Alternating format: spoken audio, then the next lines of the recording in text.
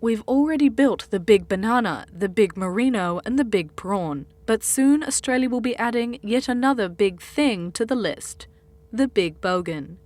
Yes, the rural New South Wales town of Nyngan in Bogan Shire Council plans to erect this mullet-haired singlet clad statue as early as next year.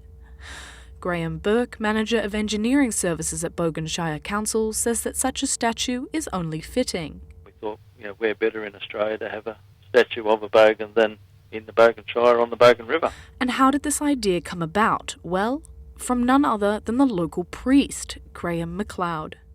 It was just an idea suggested to me by the local Anglican priest, actually, that thought Nyngan could probably do with a big bogan. He just asked me would I work on a few ideas and see if we could put something to council, and I thought I probably would have trouble with some of the councillors convincing them that it might be a good idea, but they were all very supportive.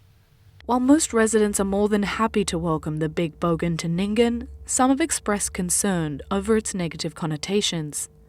This is why Dr. Rebecca Jo Hinkey from the University of Sydney says that the statue represents an idealised, clean-cut bogan, which avoids negative stereotypes.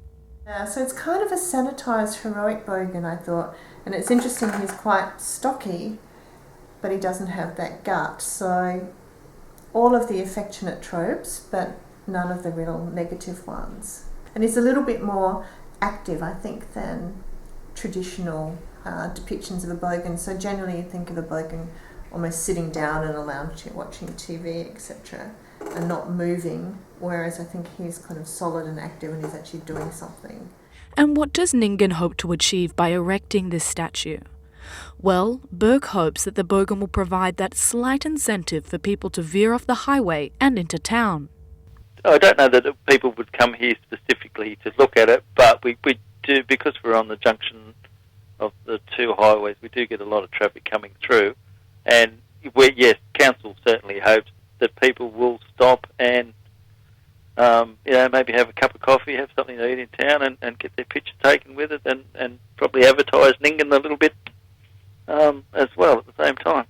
Andrea Plawutsky from Inland New South Wales Tourism is also hoping that such attractions will help get young Aussies excited to explore their own backyard. I think we lost the romanticism and the tradition of the road trip, and we're hoping to see the road trip come back, because still your transport options are a little bit limited with a lot of these areas. So for the most part, and it's a little bit expensive to fly, for example, to Broken Hill. So it really is a road trip destination. We see over 95% of our tourists are by road. So we need to recreate that road trip. It's getting out after university, wind in our hair, convertible, open top, and going out and exploring Australia.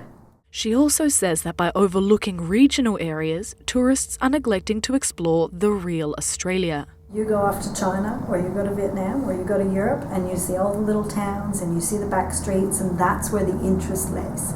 It's often not in the cities. The interest of a country is often in their rural and regional communities, because that's where you see the markets, you see the local people, you get out and you stay on a sheep station that's 100,000 acres.